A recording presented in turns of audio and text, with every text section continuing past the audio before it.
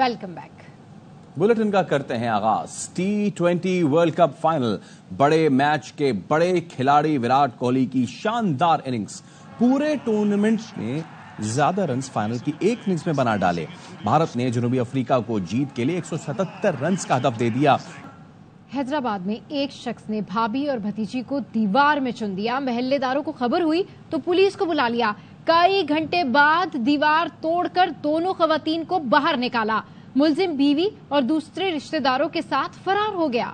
سہیل بیوی سائرہ اور سالے کے ساتھ رات گئے بھابھی کے گھر پہنچا، اس کو مارا پیٹا اور ماں بیٹی کو دیوار کھڑی کر کے پیچھے بند کر دیا۔ محلے داروں کو سنگن ملی، فون کیا تو معاملہ پتا چلا۔ پولیس آئی، کئی گھنٹوں بعد دیوار توڑ کر تسلیم جہاں اور بیٹی دعا کی جان بچا لی گئی۔ تسلیم پڑوس میں رہنے والے دیور کا دروازہ بھی بجاتی رہی، اس نے بھی کوئی مدد نہ کی۔ 24 گھنٹے بند کرا ہوا تھا، دیوار میں چن دیا تھا، یعنی کہ ایک زندہ لاش کی طرح نکالا ہے۔ دوسرا دیور پیچھے رہتا، بہت دروازے بجا، اس نے نہیں کھولا تھا انہوں نے۔ پورا دن بند تھی بیچاری، گرمی تھی شدید، لائٹ گئی ہوئی تھی۔ پولیس کہتی ہے ملزم بھاگ گئے لیکن جلد پکڑے جائیں گے۔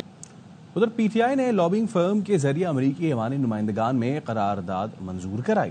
حکومتی ترجمان برائے قانونی امور بیرسٹر عقیل ملک کہتے ہیں ایبسلیوٹلی ناٹ کا بھاشن دینے والی جماعت نے قومی اسمبلی میں قرارداد کی مخالفت کی۔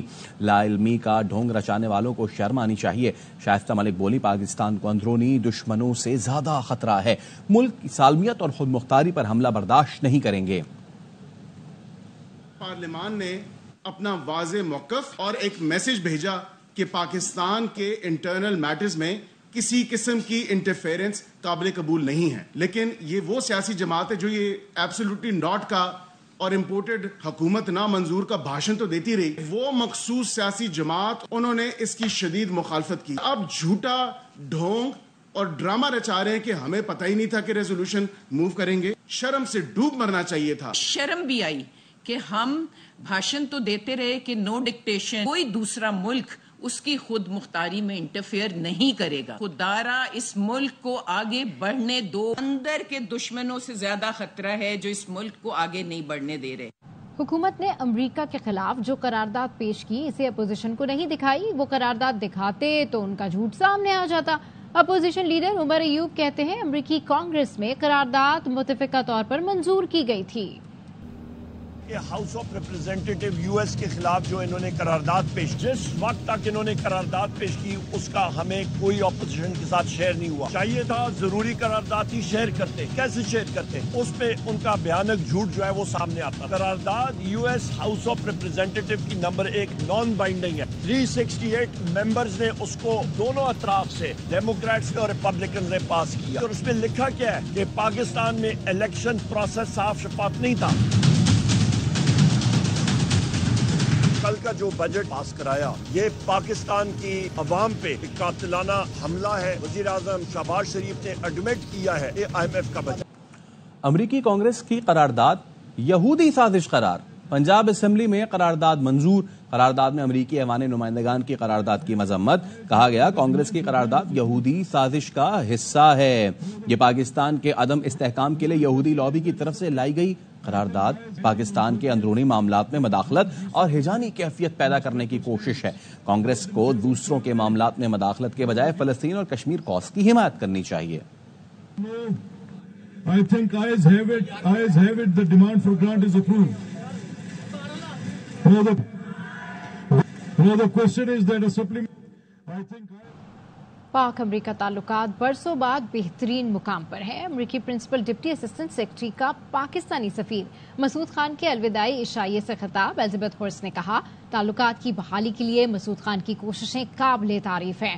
مسعود خان نے دونوں ملکوں کے درمیان پل کا کردار ادا کیا۔ وہ پاکستانی عوام اور حکومت کے غیر معمولی نمائندے رہے ہیں۔ ان کے دور میں دونوں ملکوں میں تجارت، صحت اور انرجی سیکٹر میں تعاون کے نئے مواقع سامنے آئے۔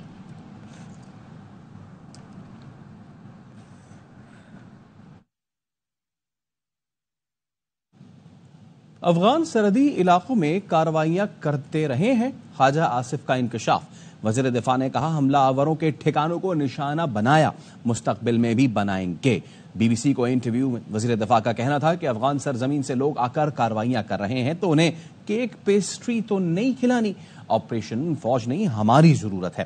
پی ٹی آئی حکومت دہشت گردوں کے خلاف ایکشن لینے سے ہچکچا رہی تھی کیونکہ وہ ان کے اتحادی تھے۔ کہیں ایسا تو نہیں کہ فوج کے کہنے پہ یہ آپریشن نیا شروع کیا جا رہا ہے، حکومت ذمہ داری لے رہی ہے؟ ہماری ذمہ داری بھی ہے لیکن یہ ہماری ضرورت ہے، یہ فوج کی ضرورت تو نہیں ہے۔ میرا نہیں خیال کہ ایسکلیشن زیادہ ہو رہی ہے، بالکل ہم نے کارروائیاں کی ہیں ان کے اندر جا کے، کیونکہ ان کی سرزمین سے بندے آ کے ہمارے اندر کارروائی کر رہے ہیں تو ہم نے ان کو کوئی، میرا مطلب کیک پیسٹری تو نہیں کھلانے جو لوگ یہاں پہ آ کے کارروائیاں کرتے ہیں یا جو ان کے سرپرست وہاں پہ آئے ہوئے ہیں۔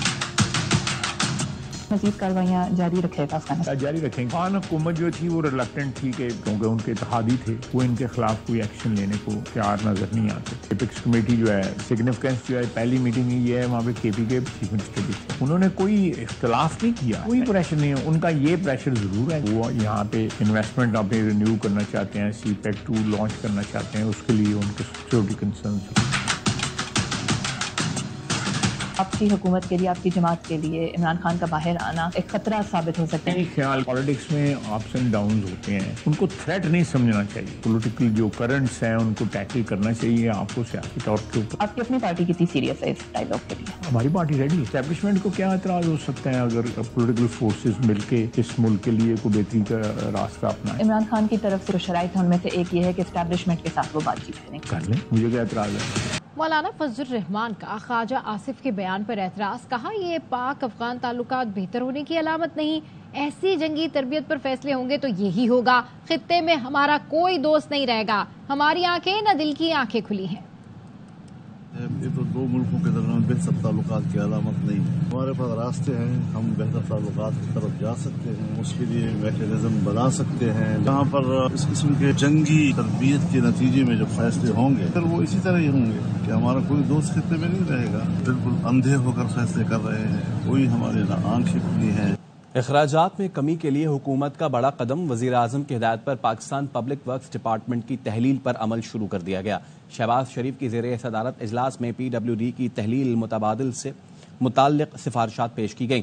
بتایا گیا پی ڈبلیو ڈی کو نیا منصوبہ نہیں دیا جائے گا، تعمیر و مرمت کا کام عالمی معیار کی نجی کمپنیوں کو آؤٹ سورس کیا جائے گا۔ وزیر اعظم نے کہا معاشی حالات ملکی خزانے کو نقصان پہنچانے والے اداروں کا مزید بوجھ برداشت کرنے کے متحمل نہیں، تحلیل کے عمل کے دوران ملازمین کی مفادات کا تحفظ کیا جائے۔ پاکستان کے بجٹ اور آئی ایم ایف سے متعلق افواہیں بے بنیاد اور جھوٹی ہیں، اس میں کسی قسم کی کوئی صداقت نہیں۔ سینیٹر فیصل واوڈا کا ٹویٹ لکھا، اس پروپیگنڈے اور من گھڑت افواہوں سے پاکستان کو نقصان پہنچانے والوں کے خلاف سخت قانونی ایکشن لیا جائے گا۔ انتشاری ٹولے اور اس سے جڑے منصوبہ ساز اور سہولت کاری کرنے والوں کے گرد گھیرا تنگ ہو گیا ہے۔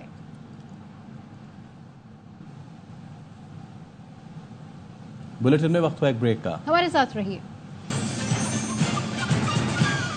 Welcome back. عدالتی فیصلے کی غلط تشریح سے بڑی سیاسی جماعت کو انتخابی عمل سے نکالا گیا، ووٹرز کو بنیادی حق سے محروم کیا گیا۔ سپریم کورٹ میں سنی اتحاد کونسل کی مخصوص نشستوں کا کیس، جسٹس اطہر من اللہ نے 4 صفحوں کے اضافی نوٹ میں لکھا، الیکشن کمیشن کے وکیل نے بنیادی انسانی حقوق سے متعلق اہم سوال اٹھائے، اسی نے تسلیم کیا، بڑی جماعت کو سپریم کورٹ فیصلے کی روشنی میں نااہل کیا، بادی النظر میں فیصلہ کسی جماعت کو نااہل قرار دینے کے لیے نہیں تھا۔ الیکشن کمیشن کے وکیل نے عام انتخابات کی شفافیت پر سنگین سوال اٹھائے۔ ادھر لاہور ہائی کورٹ نے جج کو ہراساں کرنے کے کیس کا تحریری فیصلہ جاری کر دیا۔ عدالت نے حساس اداروں کو ججز اور ان کے عملے سے رابطہ کرنے سے روک دیا، ہدایت کی کہ انسداد دہشت گردی عدالت کے جج اپنے موبائل میں ہر کال ریکارڈ کریں۔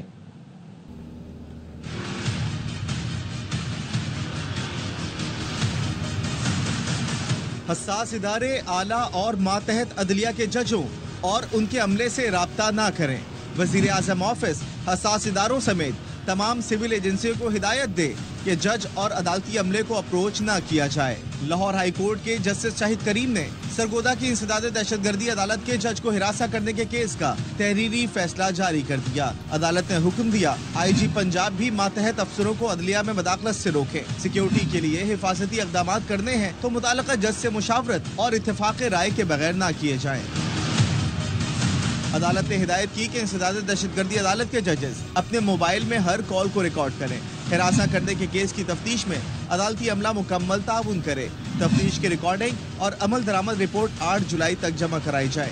عدالت نے ہدایت کی کہ پنجاب کی خصوصی عدالتیں 9 مئی کے تمام مقدمات پر ترجیحی بنیادوں پر فیصلہ کریں.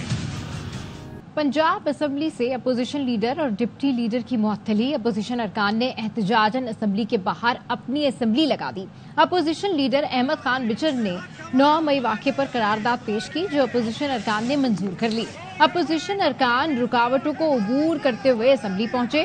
پنجاب اسمبلی کے گیٹ پر دھرنا دیا. Opposition leader Malik Ahmad Butcher نے کہا اسپیکر مکمل طور پر پارٹی بن چکے ہیں. کل 11 MPs کو معطل کیا گیا. کیا ہم ان کے سامنے احتجاج بھی نہ کریں؟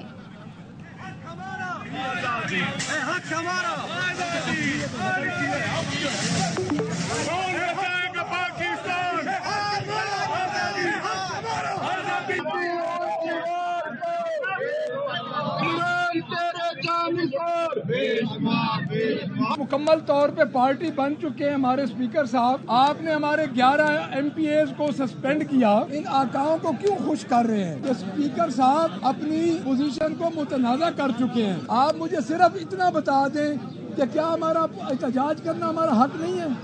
پنجاب اسمبلی میں حکومتی ارکان کا احتجاج. اسپیکر ملک احمد خان نے اسمبلی میں موجود اپوزیشن ارکان کو بولنے کی اجازت دی تو شور شرابہ شروع ہو گیا. ملک احمد خان کو زور سے بول کر کھانسی کا دورہ پڑ گیا. پانی منگوا کے پینا پڑا. شور شرابے میں ہی حکومتی ارکان کی معطلی کی رولنگ بھی جاری کر دی گئی. جی میں کیا کر سکتا ہوں؟ میں نے 2 گھنٹے آپ کی تقریریں کرائی ہیں. 2 گھنٹے اور ان سب کو جی آرڈر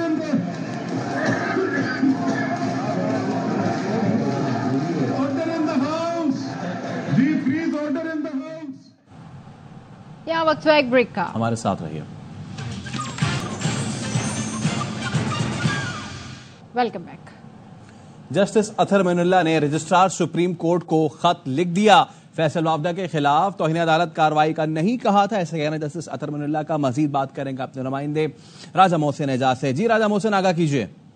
دیکھیے سپریم کورٹ آف پاکستان کے جج جسٹس اطہر معین اللہ کی جانب سے registrar supreme court of Pakistan کو ایک خط لکھا گیا ہے اور اس خط میں انہوں نے سینیٹر فیصل وابڈہ کے حوالے سے جو توہین عدالت کی کارروائی شروع کی گئی تھی اس کے حوالے سے لکھا ہے. ان کی جانب سے اپنے خط میں یہ کہا گیا ہے کہ توہین عدالت کی کارروائی کے لیے ان کی جانب سے کوئی شکایت دائر کی گئی اور نہ ہی یہ کارروائی جو انیشیٹ کی گئی اس سلسلے میں ان سے کوئی مشاورت ہوئی ہے. جسٹس اطہر معین اللہ اپنے خط میں یہ لکھتے ہیں کہ توہین عدالت کے معاملے پر میرا موقف میرے عدالتی فیصلوں سے بالکل واضح ہے.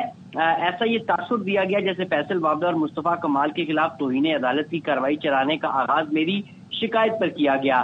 اپنے خط میں وہ یہ بھی لکھتے ہیں کہ نہ ہی میں نے توہین عدالت کی کارروائی چلانے کے لیے کہا نہ ہی میں نے اس معاملے پر کوئی رائے دی. مجھے 2017 سے تصدیق آمیز مہم کا سامنا ہے اور خط لکھنے کا مقصد صرف یہ ہے کہ یہ بات ریکارڈ پر لا سکوں کہ اس تاثر کو ظاہر کیا جائے کہ فیصل وابڈہ اور مصطفیٰ کمال کے خلاف توہین عدالت کی کارروائی میرے کہنے پر شروع ہوئی. اس خط میں وہ یہ مزید بھی لکھتے ہیں کہ میرے خلاف جس قدر تصدیق آمیز یا جھوٹی مہم چلائی جائے میں کسی کے خلاف توہین عدالت کی کارروائی چلانے کی رائے نہیں رکھتا. ٹھیک ہے راجہ محسن آپ اپڈیٹ کر رہے تھے ساتھ ہی رہیے گا. جسٹس اطہر معین اللہ نے رجسٹرار سپریم کورٹ کو خط لکھ دیا.